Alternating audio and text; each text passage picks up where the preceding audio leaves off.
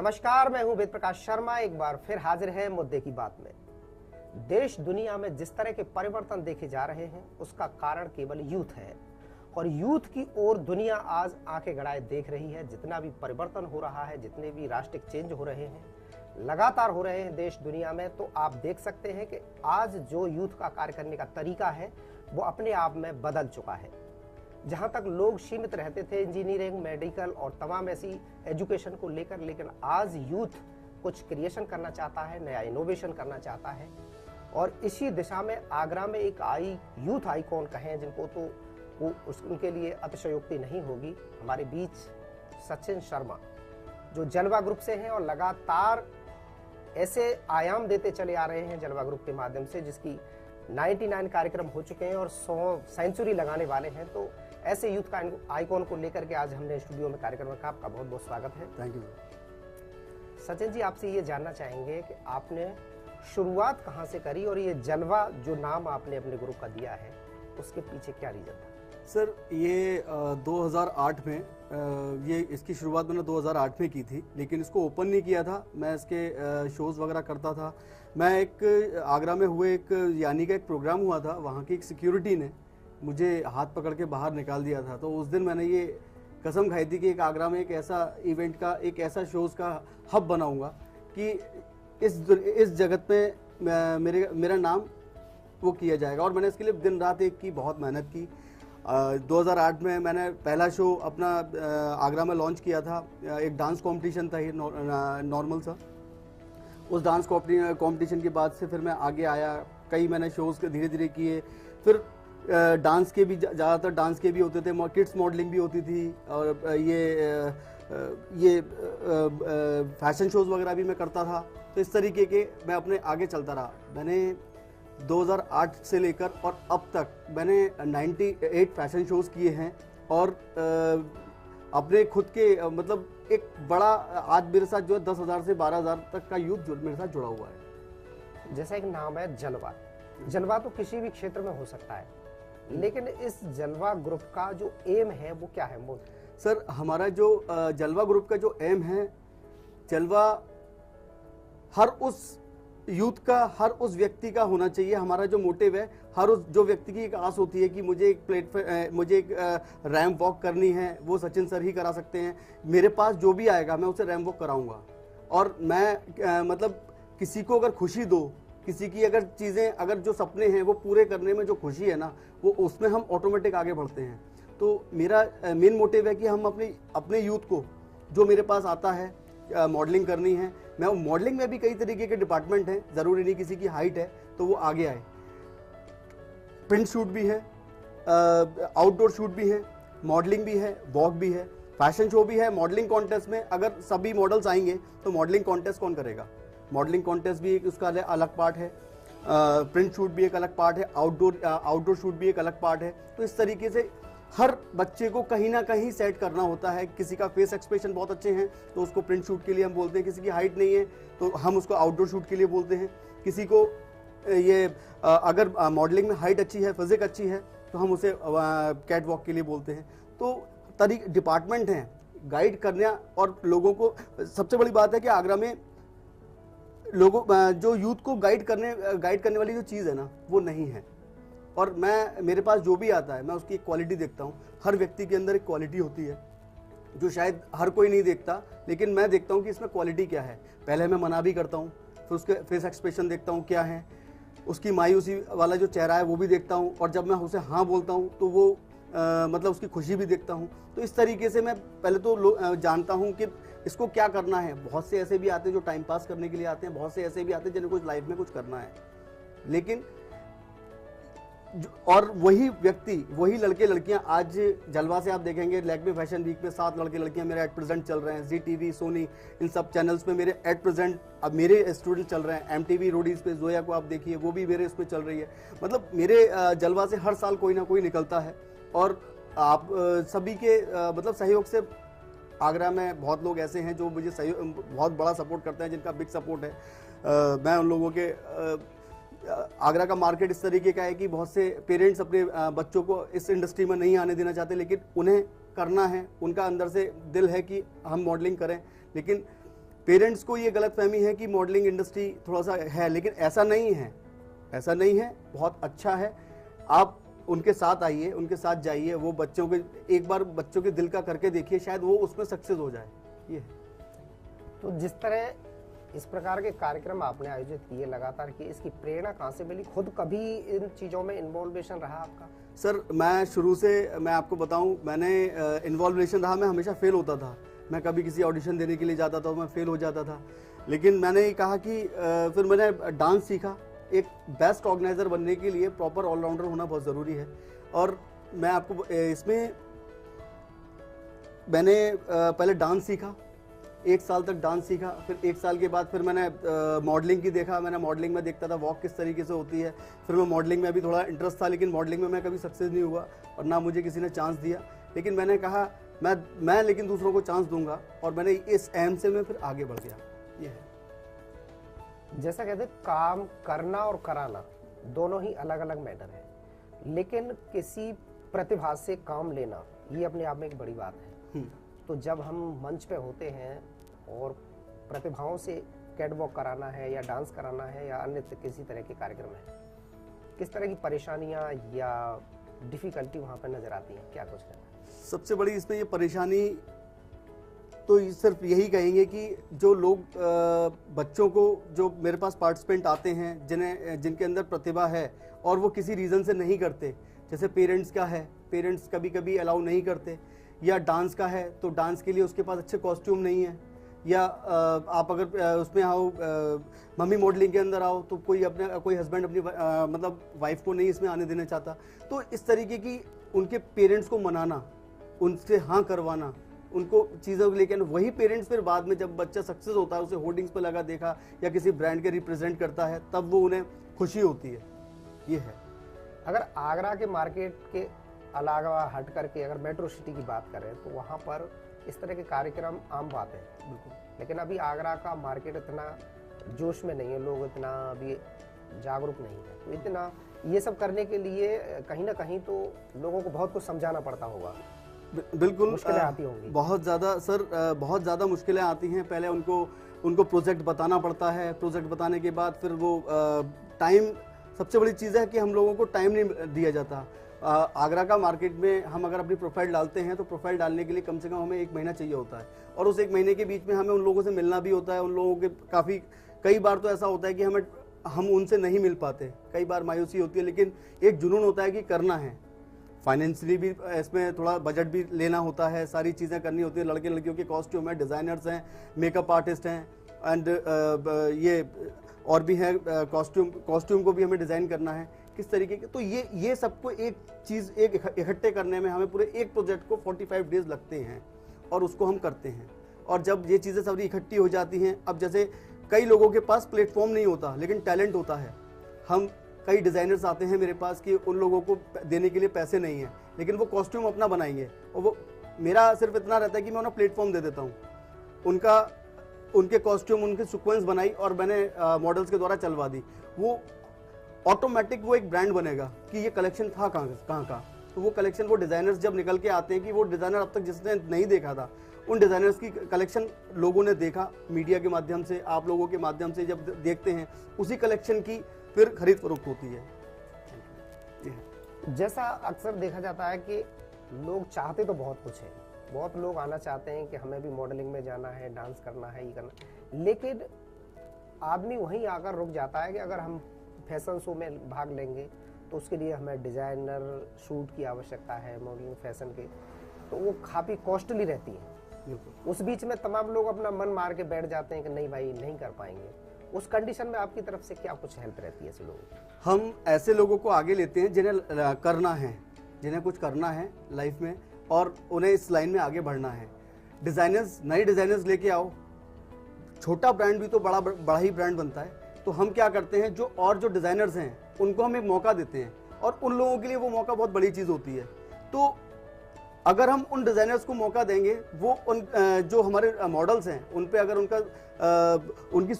उनका कॉस्ट्यूम अगर वो लोग पहनते हैं और वॉक करते हैं, तो वो ऐसा नहीं है जब हम छोटे उसको कोई भी डिज़ाइनर होता है वो अपने कॉस्ट्यूम लगाता है और मॉडल्स उस पर चलते हैं तो वो ऑटोमेटिकली हमें कभी उसकी ज़रूरत नहीं पड़ती। अब हमारे पास डिज़ाइनर्स आते हैं, अपनी रिक्वेस्ट लेके आते हैं कि सर इस बार हम सीक्वेंस देंगे, ये कहते हैं। वो 6-6 महीने तक अपने कलेक्शन को बनाते हैं। 10 लड़के लड़कियों का कलेक्शन बनाना, उसके लिए 6 महीने करीब चाहिए होते हैं एक अच्छा कलेक्शन बनाने के लिए। तो वो तैयारी में लग जाते हैं। मैं हर शो में किन्हीं 3 डिज़ाइनर्स को मौका देता हूं जो कि नए होते हैं, और जब वो मार्केट में जाने जाते हैं तो वो कहते हैं कि हम जलवा ग्रुप से बने हैं। यही तरीका रहता है। मेकअप आर्टिस्ट हैं, नए लोगों को आगे लो। जो लोग कोई भी मेकअप आर्टिस्ट है उसको अगर मौका नहीं मिल रहा है तो हम उसे मौका देते हैं। ये आप आइए, आप अपना मेकअप दीजिए, हम आपको रिप्रेजेंट करेंगे। इस तरीके से उन्हें बताओ। उसके बाद जो ब्रांड वो बनते हैं ना, वो उनसे बड़ा ब्रांड होते हैं क्योंकि वो पब्लिक की जुबान पर रहते हैं। ये है। अब कई जगह ऐसा होता है, कई गारमेंट्स के अगर अब हम जाते हैं या लेते हैं, बहुत कॉस्टली होता है। 40,000 45,000 शेरवानी चलती है, लेकिन जो हमारे नए डिज़ाइनर्स हैं वो इस शेरवानी को बनाते हैं। वो सिर्फ अपना कॉस्टिंग नॉर्मल है क्योंकि वो उससे प्रेजेंट हो रहे हैं। उनको वो 10 सीक्वेंस उनका 40 से 50,000 में हो जाती है। वहाँ एक ही सीक्वेंस, वो एक ही ड्रेस 40,000 की है। तो सर नए लोगों को हम मौका देते हैं जिससे मॉडल्स का भी जो उनका अर्निंग है वो उनका कम हो, और डिज़ाइनर्स को भी, दोनों की सामंजस्य से ये चीज़ प्रॉपर हो पाती है। जब लोग मंच पर परफॉर्म करते हैं, हाँ जी, उस वक्त जो व्यूअर्स रहते हैं उनके कमेंट, उनकी थिंकिंग मेट्रो सिटी की अपेक्षा आगरा की कैसी रहती है, क्या आप मान सकते हैं? मेट्रो सिटी की अगर अपेक्षा की बात करें तो कुछ लोग, देखिए सर, इसमें कुछ लोग कहते हैं जो जीतते हैं वो बहुत तारीफ करके जाते हैं, और जो हारते हैं वो हमारे लिए कुछ गलत भी बोलते हैं। लेकिन ऐसा नहीं है। हमने इस चीज़ के लिए भी हम किसी को डिमोटिवेट नहीं करते। हमने इसमें टाइटल्स रखे हुए होते हैं कि जैसे first second third girls winner हुए, first second third boys winner हुए। हम जो 7 title, best eyes, best physique, best hair style, best, इस तरीके के हम 14 टाइटल उन गर्ल्स, उन मॉडल्स के लिए रखते हैं। ये हमने जब से स्टार्ट किया है तब से हमारी ग्रोथ और बढ़ी है, क्योंकि हमारा जलवा ग्रुप का मेन उद्देश्य है हम किसी को निराश नहीं करेंगे। ये हमारा रहा है। और लड़के लड़कियों का ये बेसिक रहता है कि हमें अगर चांस मिलेगा तो जलवा ग्रुप में ही मिलेगा, और हम उन्हें चांस देते हैं क्योंकि उन्हें करना है। बहुत से लड़के लड़कियां ऐसे भी होते हैं जिन्हें जो घर की वजह से नहीं कर पाते। मैं उन लोगों को भी आपके चैनल के माध्यम से ये बताना चाहूँगा कि प्लीज़ अपने बच्चों की प्रतिभाओं को ना रोकें। हो सकता है जो आप कराना चाहते हो उससे बेटर वो अपने जो उनका जो हुनर है वो उसमें कुछ कर जाएं। ये है। जलवा का जो मंच है, यहाँ पर लोगों को प्रतिभाग करने का मौका मिलता है, लेकिन यहाँ प्रतिभाग करने के बाद, विजयी बनने के बाद आगे के मंच के लिए क्या तैयारी रहे? सर मैं आपको बता दूं, यहाँ से हम लोग जलवा ग्रुप से उसकी प्रोफाइल बनती है। प्रोफाइल बनने के बाद जब वो DID या किसी में भी अपनी वीडियोस दिखाते हैं, तो मेरे जलवा से DID में 4-5 बच्चे जा चुके हैं और अच्छे उसमें हैं। पिछले साल भी 1-2 बच्चे थे, वो भी आज DID सेकंड सेमीफाइनल तक गए। और सबसे बड़ी बात क्या है कि हम लोग उन लोगों को, जैसे मैगजीन्स हैं, आपके चैनल के माध्यम से इतना वो कर देते हैं कि वो ऑटोमेटिकली सेलिब्रिटी की तरह ही दिखते हैं आगे चल के। हम लोग, आज मैं भी क्या था, मैं भी बहुत नॉर्मल था और मैं आज भी नॉर्मल ही हूँ। लेकिन ये क्या है, लोग मुझे जानते हैं मेरे काम की वजह से, मैं मेहनत करता हूँ। अगर मैं भी ये सोचता कि मेरा शो में पहला शो मेरा फ्लॉप हुआ या दूसरा शो फ्लॉप हुआ, मैं भी बैठ जाता, तो शायद आज सर आपके साथ नहीं होता। लेकिन क्या है, हम हारेंगे इसका मतलब ये नहीं कि हम हार गए, बार बार हारेंगे, लेकिन एक बार जीत होगी। हार के बाद ही जीत है सर। अक्सर मैंने ये देखा कि आगरा में जो कॉन्टेस्टर रहते हैं उनके अंदर अभिलाषा बहुत ज़्यादा होती है। यहाँ से अगर निकल के कोई मान लो दिल्ली मुंबई तक पहुँच जाता है, तो वहाँ से लौटने के बाद उसमें एक अलग एटीट्यूड नज़र आता है। बिल्कुल। क्या मानेंगे उसमें? सर ये एटीट्यूड है, और वो एटीट्यूड इसलिए है क्योंकि उन्होंने ज़मीन से ये चीज़ें नहीं देखी। उनको एक प्लेटफॉर्म मिला, प्लेटफॉर्म मिलने के बाद वो वहाँ गए। लेकिन वो एटीट्यूड में अभी उस एटीट्यूड का रिजल्ट अभी नहीं मिलेगा। रिजल्ट मिलता है 1 साल या 1.5 साल बाद, क्योंकि एटीट्यूड आदमी एक ही बार देखता है। और एटीट्यूड में कई बार ऐसा भी हुआ है कि कई स्टूडेंट्स मेरे पास आए हैं, बहुत एटीट्यूड में आए हैं, लेकिन मैं उनसे वही सचिन शुभ शर्मा वही बात करता है जो आज से 10 साल पहले उनसे करता था। लेकिन उनके एटीट्यूड में ये है, एटीट्यूड वाला व्यक्ति ज़्यादा नहीं चलता, वो कहीं ना कहीं से आता है, वापस आएगा। और एटीट्यूड वाला व्यक्ति आप बता दीजिए, इंडिया में कोई एक ऐसा व्यक्ति बता दीजिए जो एटीट्यूड हो और जो सक्सेस हुआ हो। ये है। कोई भी कला हो, अगर आपको फर्श से अर्श पर पहुंचना है तो उसके लिए कड़ी मेहनत की आवश्यकता होती है। बिल्कुल। कितनी मेहनत मानते हैं आप इस मॉडलिंग फैशन के क्षेत्र में? कितना लोगों को अपने आप को तराशने की आवश्यकता है? सर, इसमें पहले तो मैं आपके चैनल के माध्यम से बताना चाहूँगा कि पहले स्टडी मस्ट है। स्टडी के साथ साथ ये पार्ट टाइम में है।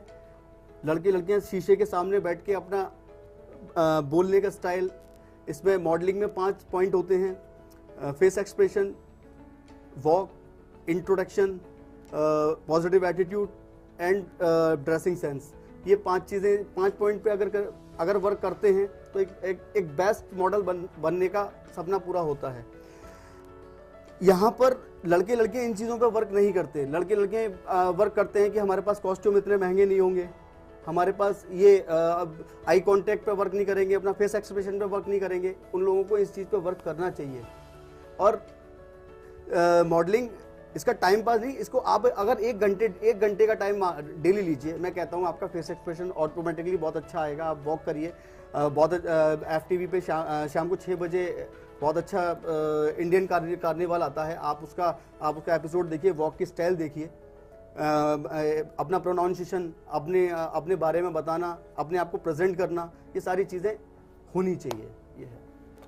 अगर कोई इसमें अपना फ्यूचर बनाना चाहता है या शौकिया तौर पे इसमें आना चाहता है, तो दोनों में क्या फ़र्क है? सर, शौकिया तौर वाला कभी दिल से मेहनत नहीं करेगा। वो कहेगा कि मैं कैमरे के सामने हूँ, बस मेरे लिए यही बहुत है। अब वो उसी कैमरे के बार बार रिकॉर्डिंग अपने FB पे डालना, ये करना, वो करना, वो उसी में रहेगा। लेकिन जिसे अपना कैरियर बनाना है, वो मॉडलिंग के लिए वॉक करना सीखता रहेगा, अपने लोगों से, जितने लोगों से मिलेगा उन लोगों से, उस इंडस्ट्री के जितने लोगों से मिलेगा उनसे कुछ ना कुछ सीखे, टिप्स लेगा, कुछ ना कुछ पूछता रहेगा आपसे। और आगे चल के फैशन इंडस्ट्री में इतने बड़े बड़े ब्रांड्स हैं, वो अपना एक वॉक करने के 10-10, 20-20, 25-25 हज़ार रुपये देते हैं। तो सर, इसमें ऐसा नहीं है, बहुत अच्छा स्कोप है। अगर हमारे आगरा के यूथ को मैं यही बोलना चाहूँगा कि अगर वो इस पर ध्यान दें तो शायद बहुत आगे तक जा सकते हैं, क्योंकि आगे आने वाले समय अब इसी का है। Thank you. अभी आगरा में कितना वर्क करने की आवश्यकता है लोगों को इस क्षेत्र में लाने के लिए, और उन उपलब्धियों को हासिल करवाने के लिए कितने और वर्क की आवश्यकता है? सर, इसमें आगरा के लोगों को मैं बता दूं, बहुत वर्क करना है अभी, क्योंकि अभी उनको पूरा फैशन इंडस्ट्री के बारे में नहीं पता। जो देखते हैं उस पर वर्क करते हैं। मतलब आज ये है कि आगरा में अब हर दूसरे दिन एक इवेंट होता है, तो वो माहौल थोड़ा क्रिएट खराब करते हैं वो लोग। तो एक ब्रांडेबल जो इवेंट्स होना, आप ब्रांडेबल इवेंट्स जो होते हैं वो उनके लिए होते हैं जो बच्चे कुछ करना चाहते हैं। लेकिन आगरा का अब माहौल ख़राब हो चुका है, तो उसमें बहुत ज़्यादा प्रॉब्लम हम लोगों को फेस करनी पड़ती है, पार्टिसिपेंट को लेके, आर्टिस्ट को लेके, डिज़ाइनर्स को लेके। और कई बार तो हम लोगों को बजट की भी प्रॉब्लम आ जाती है। जैसे अभी ये जो रिसेशन आया है, इसमें अभी बजट की काफ़ी प्रॉब्लम्स आई हैं। तो ये बहुत सारी चीज़ें प्रॉब्लम हमें क्रिएट करनी पड़ती है। सबसे बड़ी चीज़ तो क्या है कि लड़के लड़कियां ये कहते हैं कि हम जीतेंगे नहीं जीतेंगे, हम हार गए तो क्या होगा, उनके मन में ये है। मैं उन लोगों को आपके चैनल के माध्यम से बताना चाहता हूं कि हार जीत के लिए नहीं, सिर्फ अपने एक्सपीरियंस के लिए आप इस लाइन में आए, एक्सपीरियंस लें, फिर आगे बढ़ें। अगर हर व्यक्ति, हर लड़का, हर लड़की अगर आके पहले शो में आके अगर विन करते हैं और विन करने की सोचते हैं, तो वो जो उनकी गलत फहमी है, वो सिर्फ अपने पहले एक्सपीरियंस लें। और मैं कहता हूँ एक्सपीरियंस लेने के बाद ही किसी चीज़ को अंजाम देना चाहिए। Thank you. जो आपका 0 से लेके 98 तक का जो सफ़र है, कैसा रहा है? सर, मैं बहुत ज़्यादा मेहनत की है और बस बता नहीं सकता कि मेरे फैमिली भी मुझे इस चीज़ के लिए सपोर्ट नहीं करती थी। और मतलब मैंने घर से पहले तो कुछ साल तक तो यही नहीं पता था कि मैं इवेंट करता हूँ, और ये सारी चीज़ें मैं अखबार में अपने आप नाम नहीं आने देता था। बहुत आपके चैनल में भी कभी नाम नहीं आने देता था। लेकिन जब बाद में ये पता चला, मेरे 2, 3, 4, 5 इवेंट जब सक्सेस हुए, फिर उसके बाद मैंने धीरे धीरे करके मैं थोड़ा सा आगे चलता चला गया। फिर बहुत सारी एक बार तो ऐसा हुआ, एक साल में हम 10-10 इवेंट कर रहे हैं। कभी कभी ऐसा होता था एक साल में हम 3-4 ही इवेंट कर पा रहे हैं। लेकिन क्या है, चीज़ें, छोटे इवेंट कम होते चले गए, बड़े इवेंट आते चले गए। तो ये कॉन्सेप्ट और प्रोजेक्ट है। अब जब 3 महीने एक बड़े कॉन्सेप्ट में लगता है 3 महीने का टाइम, और छोटे कॉन्सेप्ट में फिर 25 डेज का होता है। तो हर तरीके की परेशानियां हैं, बारिश भी है तो हमें करना है, धूप है तो भी हमें करना है, क्योंकि हमने डेट मेंशन कर दी है, सेलिब्रिटी को मेंशन कर दिया है, वेन्यू मेंशन कर दिया है, अब उस पर करना ही करना है। कभी कभी इतनी प्रॉब्लम आती है कि हमें परमिशन प्रशासनिक शासन के उसमें हमें परमिशन के लिए प्रॉब्लम होती है, हम परमिशन लेने की वजह से हम कभी कभी शो भी नहीं कर पाते। तो ये सारी चीज़ें हैं। इस प्रोग्राम के आयोजन में काफ़ी बजट की आवश्यकता होती है, बजट कैसे मेंटेन होता है? और खास तौर से अगर किसी सेलिब्रिटी को बुलाना है तो उसके लिए भी बजट की आवश्यकता होती है। मैं बताता हूँ, इसमें एक शो ऑर्गेनाइज करने के लिए सर अच्छे खासे बजट की एक ज़रूरत होती है। वो बजट हम लोगों की मार्केटिंग करने पर डिपेंड करता है कि हम मार्केट अच्छा, आगरा में जब हमने शुरू से कुछ अच्छा किया है तो अच्छे लोग हमारे साथ जुड़े हैं। और प्रॉब्लम वहाँ आती है जिन लोगों ने शुरू से सिर्फ टाइम पास के लिए चीज़ें की हैं और वो ख़राब कर दी। हम लोग शुरू से करते आए हैं, जो हम मार्केट में पीपीटी को उतारते हैं वो हम पूरा करके ही फिर दूसरे प्रोजेक्ट को लेते हैं। और ये हमारी जो हमारा विश्वास है वो लोगों में अच्छा खासा जगा हुआ है। हम कहीं भी अगर सहयोग के लिए कहीं भी स्पॉन्सरशिप के लिए डालते हैं तो हमें अच्छा रिस्पांस मिलता है। और आगरा ने हमें इस चीज़ के लिए बहुत ज़्यादा सपोर्ट किया है, जिसका मैं स्पेशली आपके चैनल के माध्यम से उनको थैंक्स बोलूँगा। Thank you. अगर आपको सपोर्ट की बात आई है तो ऐसे कुछ लोग जो आपके साथ कंधे से कंधा मिला के खड़े रहे हैं और लगातार आपका सपोर्ट करते हैं आगे बढ़ाने के लिए कि इस तरह का कार्यक्रम होते रहने चाहिए और लोगों को चांस मिलना चाहिए, ऐसे कुछ लोगों के नाम आप बता सकें? पहले तो मेरे डैडी हैं, जो मेरे पिताजी हैं, मैं उनका नाम लेना चाहूँगा। वो मुझसे एक ही बात बोलते थे कि तुम लाइफ में कुछ नहीं कर पाओगे। मैंने डैडी से यही कहता था, डैडी मैं करके दिखाऊंगा। और जब मैं करके दिखाने वाला था उससे पहले मेरे डैडी एक्सपायर हो गए। तो पहले तो नाम मैं उन्हीं का लूँगा। और फिर उसके बाद मेरे बड़े भैया हैं श्री आलोक सिंह जी, जो आरएस ग्रुप के जो डायरेक्टर हैं।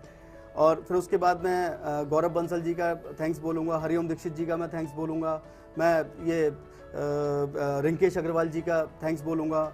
ये लोग ऐसे थे, वैभव कक्कड़ जी का, अभिषेक अग्रवाल का, इन लोगों का मैं बिल्कुल थैंक्स बोलूँगा, क्योंकि ये लोग हमेशा मेरे साथ रहे और कभी इन्होंने मेरे को कभी आज तक निराश नहीं किया। और हमेशा हर चीज़ में मैंने कोई चीज़ कहा तो वो सबसे पहले वो सचिन भाई करना है, और वो मेरा बस मैंने मुंह से बोला वो चीज़ हुई। तो एक ये प्यार था और ये इस तरीके का विश्वास उन्होंने मेरे को बनाया। इसके लिए मैं सच बता रहा हूँ, मैं चाहता हूँ कि हर जन्म में मुझे ऐसे ही भाई मिले। Thank you. तो जिस तरह से आप लगातार सीढ़ी दर सीढ़ी अपने आप को स्टंट करते जा रहे हैं, लोगों को चांस देते जा रहे हैं, तो जो आपका आखिर जो बोल रहे हैं आप सेंचुरी होगी, वो किस तरह का कार्यक्रम रहेगा? क्या कुछ आपने भविष्य की योजना बना रखी है? सर सेंचुरी के कार्यक्रम के लिए अभी हमने कुछ प्लान नहीं किया है। फिलहाल हमारे अभी जो 99 प्रोजेक्ट है, क्योंकि सचिन तेंदुलकर भी 99 पे कई बार आउट हुआ है, तो आगे की प्लानिंग इसके बाद हम जब 99 पूरा हो जाएगा तब 100 की तैयारी में लगेंगे। फिर भी एक मन में हाँ, मेरा बिल्कुल मेरा एक एम है कि मैं एक बड़ा धार्मिक आयोजन करूंगा। और पहले तो मैं उन सभी का भगवान का आशीर्वाद लूंगा, आप लोगों का, आप बड़ों का आशीर्वाद लूंगा कि मैं इस पीढ़ी तक आया। और उस धार्मिक आयोजन के माध्यम से मैं आगरा में जो वरिष्ठ लोग हैं उन लोगों का सम्मान करूंगा, जिन लोगों की वजह से मैं यहाँ तक आया। मैं उन लोगों को कभी नहीं भूलता जो मेरे दुख में और सुख में मेरे साथ रहे। तो पहले मेरे लिए जश्न का माहौल सिर्फ वो लोग होंगे, ये है सर। तो आज जैसे यूथ लीग से हटकर कुछ काम कर रहा है, हाँ, नए नए इनोवेशन हो रहे हैं, कोई डांस में जा रहा है, कोई फैशन में जा रहा है, कोई एक्टिंग में जा रहा है, कुछ प्रोडक्शन भी कर रहे हैं, इस तरह के काम हो रहे हैं। तो आने वाले समय में अगर इन चीज़ों पर वर्कआउट किया जाए तो एक आगरा में इंडस्ट्री जिसको बोले इन चीज़ों की बनाई जाए तो कितनी संभावना है? बिल्कुल सर, देखिए अब ज़माना इसी चीज़ का है और आगे आने वाले समय में इन प्रोडक्शन हाउस के अंदर जो रियल वर्क कर रहे हैं उनको हम लोग कभी मैं तो आपके चैनल के माध्यम से यही बोलना चाहूँगा कि उन लोगों को आगे लेके आएँ, उन लोगों को हाईलाइट कीजिए जो लोग रियल वर्क करते हैं और उनको किसी माध्यम से वो लोग नहीं आ पाते सामने, और वो बहुत से ऐसे छोटे शॉर्ट मूवीज़ बनाते हैं जो ऑस्कर तक जाती हैं। उन लोगों को हम मतलब हमारा यूथ नहीं जानता, लेकिन उनकी मूवी ऑस्कर तक जा रही है। 2 सेकंड की अभी एक मूवी थी जल करके जो अर्पित शुक्ला जी ने बनाई थी, वो ऑस्कर तक गई, तो ये आगरा के लिए बड़ा अचीवमेंट है। तो प्लीज़ मैं यही मैसेज देना चाहूँगा कि ऐसे प्रोडक्शन हाउस को भी आगे आना चाहिए और यूथ से अवगत कराना चाहिए, आगरा की पब्लिक से अवगत कराना चाहिए। ये है। जिस तरह से लड़के आराम से किसी भी कार्यक्रम में पार्टिसिपेट कर सकते हैं, वहीं आगरा का भी कल्चर ऐसा है कि जहां पर लड़कियों को थोड़ा सा बंदिश है अभी। बिल्कुल। तो इस दिशा में लोगों की सोच जगाने की बहुत आवश्यकता है। बिल्कुल। तो आगरा में इस सोच को जगाने के प्रति आपकी कैसी मुहिम है, क्या कुछ प्लानिंग है? मैं सिर्फ गर्ल्स के लिए एक मैसेज रखता हूं और मैं कहता हूं गर्ल्स को, जब मेरे पास कोई आता है तो मैं ये बोलता, सबसे पहला मेरा ये होता है कि अगर आपके रिलेटिव आपको रोकेंगे तो क्या आप रुक जाओगे? तो वो कहते हैं माता पिता की एक सिक्योरिटी वाली भावना रहती है। बिल्कुल बिल्कुल, हाँ, उनके माँ बाप, मैं पहले कभी भी किसी मॉडल से होता है तो मैं मॉडल्स के फादर मदर से मिलता हूँ, उनसे बात करता हूँ कि इसको क्या करना है, कैसे करना है, क्योंकि विदाउट पेरेंट्स मैं कभी किसी मॉडल्स को आगे नहीं लेता, क्योंकि एक सिक्योरिटी बहुत ज़रूरी है आज के ज़माने में। जिस तरीके के जो अब माहौल है, जिस तरीके का वो चल रहा है, तो सिक्योरिटी बहुत ज़रूरी है। पेरेंट्स से एक हमें वो मिल जाता है कि अब जे एक्चुअल इस इंडस्ट्री में आना चाहते हैं और करना चाहते हैं। माहौल की वजह से बहुत फ़र्क पड़ता है कि लड़कियां घर से नहीं निकलती, और वो मॉडलिंग के लिए तो छोड़िए, वो डांसिंग के लिए भी नहीं भेजते। तो अब थोड़े से बदलाव आ रहे हैं, लोगों को हमने जागरूक किया है। आगरा में अगर 250 फैमिली की बात करो तो 100 फैमिलीज ऐसी निकल के आई हैं जो अपने बच्चों को इस इंडस्ट्री में कुछ कर गुजरना चाहती हैं। अक्सर देखा जाता है कि इन कार्यक्रमों के लिए हम एक सेलिब्रिटी को बुलाते हैं और उस पर अच्छा खासा बजट भी खर्च करते हैं। इसे कितना आप जायज मानते हैं? सर, मेरा अपना मानना है कि हम सेलिब्रिटी को बुलाते हैं, लेकिन सेलिब्रिटी के उनको हम सोशल कॉज पे बुलाते हैं। सोशल कॉज के साथ साथ हम क्या करते हैं, जो बच्चा सेलिब्रिटी के लिए मतलब सेलिब्रिटी आजकल क्या है, बच्चों की वो बन गया है, एक आइडल है कि सेलिब्रिटी आ रही है, वहां पर कंपटीशन करना है। ऐसा नहीं है। लेकिन जलवा ग्रुप की एक अलग सोच रही है कि वो सेलिब्रिटी की बजाय सेलिब्रिटी को बुलाओ, बड़ा नहीं छोटा बुलाओ। लेकिन हम लोग क्या करते हैं, जो उनका बजट है और जो बचता है, हम उसका कैश प्राइज देते हैं बच्चों को। बच्चा मेहनत करता है, सारी चीज़ें करता है, अपनी क्लासेस लेता है, हम उनको कैश प्राइज देते हैं।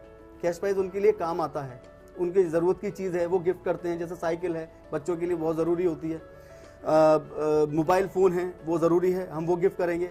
इस तरीके से रहता है। सेलिब्रिटी पे हम इतना फोकस नहीं करते, क्योंकि हमारे साथ ऑलरेडी जलवा अपने आप में एक सेलिब्रिटी बन चुका है, तो सेलिब्रिटी की ज़रूरत होती है, लेकिन इतना नहीं। हम लोगों का कभी प्रॉब्लम नहीं है सेलिब्रिटी को लेके। आगरा से तमाम ऐसे यूथ हैं जो नेशनल और इंटरनेशनल लेवल पे अपना नाम कर रहे हैं, चाहे वो क्रिकेट का मामला हो या फैशन का हो या तमाम ऐसी चीज़ें हैं। तो उन लोगों को तमाम प्राइज भी मिले हैं, पुरस्कार उनके नाम हैं। आपका भी किसी यूथ आइकॉन के लिए चयन हुआ है, वो जानना चाहेंगे आपसे, क्या कुछ?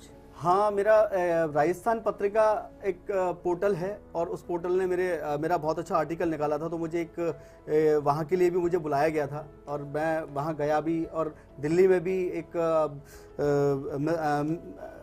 ये मिस्टर दिल्ली करके हुआ था, उसमें भी मुझे अवार्ड से नवाजा गया।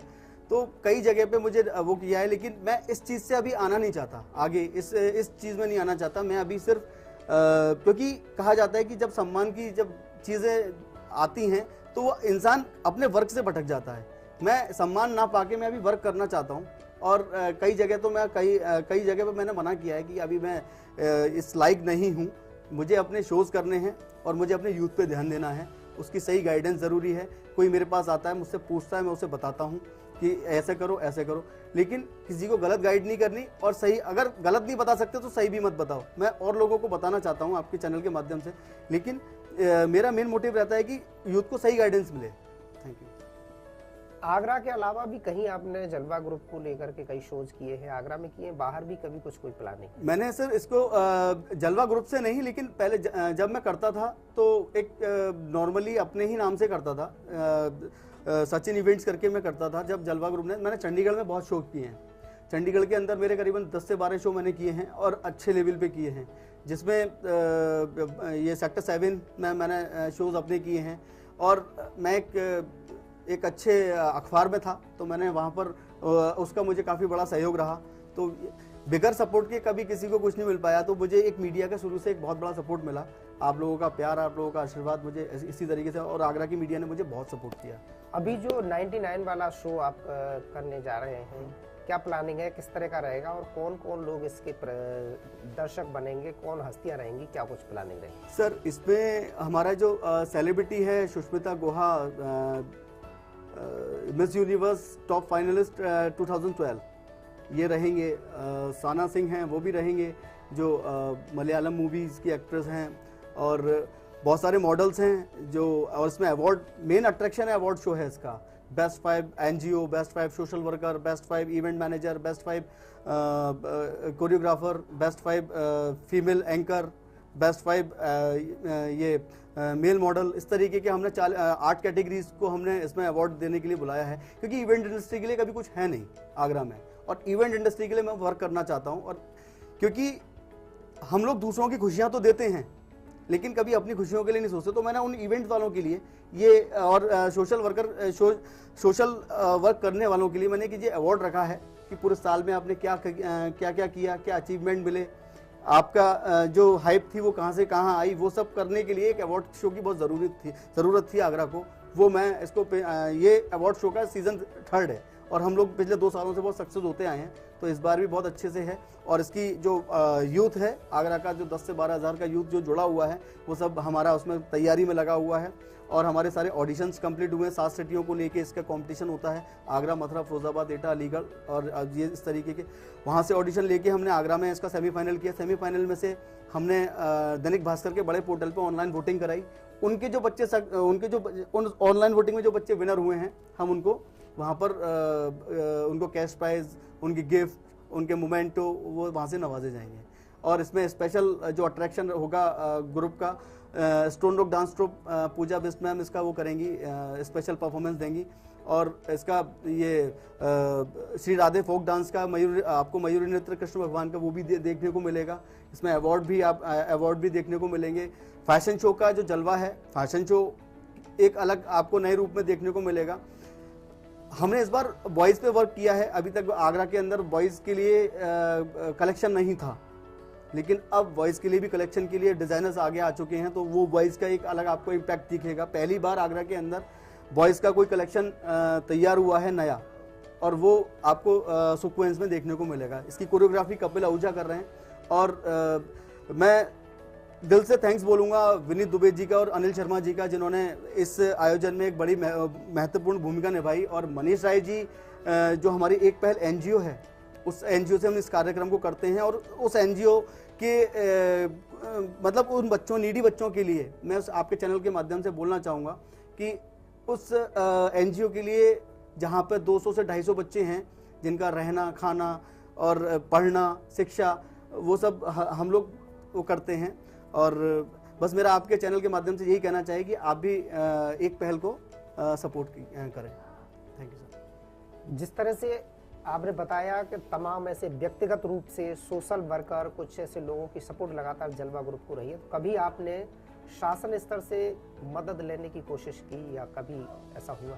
सर, मैं आपको बताऊं, मेरा एक सपना है, और मैंने शासन स्तर के लिए तो मुझे करना है, क्योंकि मेरे फादर खुद गवर्नमेंट एम्प्लॉय हैं, और मैंने देखा है डैडी को जब डैडी थे तो 365 दिन वर्किंग करते थे, तो उनके लिए कभी कुछ एंटरटेनमेंट के लिए है नहीं। ऊपर से पॉलिटिक्स का प्रेशर है, यहाँ से कई जगह से प्रेशर रहता है, फिर भी वो अपने वर्किंग करते हैं। कोई भी अगर मिस्टेक होती है तो उसमें से अधिकारी को ही सस्पेंड किया जाता है। तो मैं आने वाले भविष्य में मैं उस प्रशासन के लिए मैं एक इवेंट करना चाहता हूँ, और उनसे मुझे हमेशा मदद मिली है। मैं थैंक यू बोलूँगा डीएम सर का, और अभी तक जितने भी डीएम सर आए और जितने भी एडीएम सर आए, उन्होंने मुझे बहुत सपोर्ट किया। मैं थैंक यू बोलूँगा। Thank you. अब जो आने वाला शो है, उसमें कितने प्रतिभागी हैं जो पार्टिसिपेट करेंगे? उसमें सर मैं आपको बता दूं, इसमें करीबन होंगे, मॉडलिंग की अगर बात करें तो 10 गर्ल्स 10 बॉयज़ इसमें मॉडलिंग में हैं, और डांसिंग में इसमें 40 बच्चों ने, 20 सीनियर और 20 जूनियर बच्चों ने ऑनलाइन वोटिंग से किया था, जिसके फर्स्ट सेकंड थर्ड दोनों कैटेगरी के हम लोग इसमें आएंगे। जो विनर्स हुए हैं उनको वहाँ पे सम्मानित किया जाएगा। और किड्स मॉडलिंग में 25 बच्चे हैं, 25 बच्चे किड्स मॉडलिंग के हैं, किड्स मॉडलिंग में 2 कैटेगरी से हमने विनर निकाले हैं, एक ऑनलाइन वोटिंग के माध्यम से और एक जो लाइव देखा जाएगा उसके माध्यम से। इस तरीके से इसमें ये बच्चों की संख्या है जो मैंने अभी आपको बताई, ये है। मॉडलिंग फैशन में जाने के लिए कहाँ से शुरुआत करनी चाहिए, किस उम्र से मान सकते हैं कि यहाँ से शुरुआत करनी चाहिए? सर मॉडलिंग में अगर बात करें सही वक्त पे एंट्री मारने की, तो 15 साल का जो बच्चा है, 15 साल के बच्चे अपनी फिजिक पे ध्यान देना स्टार्ट कर दे। अगर उसे 17-18 में मॉडलिंग करनी है तो अपनी फिजिक पे ध्यान दे, अपना फेस एक्सप्रेशन पे ध्यान दे, सनबर्न से बचे, अपना वॉक करे, ये इस तरीके का। और गर्ल्स के लिए 16 साल के बाद से वो अपना प्रैक्टिस स्टार्ट कर दे, अपने आप को ग्रूम करे, ये इस तरीके का है। 15 गर्ल्स के लिए 16 साल से और बॉयज़ के लिए 15 साल से। और जो किड्स फैशन होता है उसके लिए क्या कुछ? किड्स के लिए मैं आपको बता दूं, किड्स तो एक ये है कि हम जो मनोरंजन है और दर्शक हैं उन लोग बहुत, बच्चों का तो इतना क्यूटनेस इतनी है कि अगर कहीं भी अगर देखो तो हम अगर ना भी हंस रहे हो तो हम बच्चों को देख के हंस जाते हैं। तो वो तो आगरा की धड़कन है बच्चों का। तो ये है कि अगर वो बच्चा अगर एक फूल लेके भी आता है तो वो बहुत क्यूट लगता है। तो बच्चों को हम कुछ सोशल कॉज के लिए हम कुछ दे रहे हैं कि वो उस कॉज पे अपने वॉक करेंगे, और उनके पेरेंट्स भी इस पे तैयारी कर रहे हैं कि जैसे कोई भारत माता बन के आएगा, कोई मैसेज देगा, कोई गांधी जी बन के आएगा, इस तरीके का हमने उसमें रखा हुआ है। ये है। जो लोग फैशन में, डांस में या अन्य जो एक्टिविटी है उनमें अपना भविष्य बनाना चाहते हैं, अपनी लाइफ को सिक्योर करना चाहते हैं, ऐसे यूथ के लिए क्या कुछ संदेश देना चाहिए? मैं यूथ के लिए सिर्फ यही बोलना चाहूँगा कि जो आपको अच्छा लगे आप वो करें। मत सुनो आप किसी की, जो आपके अंदर टैलेंट है आप अपने टैलेंट की एक बार अपने फादर मदर के सामने उस टैलेंट को रखो और उनसे रिक्वेस्ट करो कि इस टैलेंट के लिए मुझे वक्त दें और उस टैलेंट को आगे बढ़ाओ। अब क्या होता है, पेरेंट्स जब कहते हैं कि नहीं तुम्हें इंजीनियर बनाना है, तुम जबरदस्ती करो। वो इंजीनियर पढ़ तो रहा है लेकिन उसका दिल नहीं है अंदर से। मैंने ऐसे बच्चों को देखा है जो सिर्फ अपने टैलेंट से ही आज आगे बढ़े हुए हैं। तो प्लीज मेरे यूथ के लिए सिर्फ यही, जो करो दिल से करो और जो करना है वो करना है, ये ठान के आगे बढ़ जाओ। हम क्या हैं वो जब करते हैं, जब मेहनत होती है तभी अपने टैलेंट बाहर निकल के आता है। ये है। बिल्कुल सही बात है। कहते हैं कि जीत ला हो, हौसला हो जीत का और खुद पे एतबार हो तो बदला जा सकता है कुछ भी। अगर निश्चित रूप से कड़ी मेहनत की जाए और किसी क्षेत्र में अगर मुकाम हासिल करना है तो कड़ी मेहनत की जरूरत है और दिल से मेहनत करने की जरूरत है। जिस तरीके से आपने 0 से लेके और 98 तक जो शो किए हैं और लगातार आगरा के बीच युवाओं के बीच अपनी एक अलग पहचान बनाई है यूथ आइकॉन के रूप में, तो वो निश्चित रूप से काबिल तारीफ है। और आपको हमारी तरफ से, डांस चैनल की तरफ से भी ये हार्दिक शुभकामनाएं हैं कि आप ऐसे ही आगे बढ़ते रहें और आपका जो 99 वाला है वो भी बेहतर हो और जो सेंचुरी है वो बिल्कुल माइंड ब्लोइंग हो। तो इस तरीके से आपने स्टूडियो में आए, आपके लिए बहुत बहुत धन्यवाद। Thank you sir. तो यूथ आज दुनिया के सामने एक अलग चेहरा है और दुनिया की नजरें यूथ पे हैं। हमारे देश के प्रधानमंत्री ने भी यूथ आइकॉन को बेहतर मानते हुए तमाम ऐसी योजनाएं जारी की हैं और यूथ के लिए ही ये देश आज आगे बढ़ रहा है। तो आप भी ऐसे कार्य करें, कुछ नया करें, क्रिएशन करें और दिल से करें, जिससे ताकि आप अपने भविष्य को सिक्योर कर सकें और आगे बढ़ सकें और आसमान को छूते रहें। तो आप हमारे साथ बने रहिए और देखते रहिए डैन न्यूज़। नमस्कार।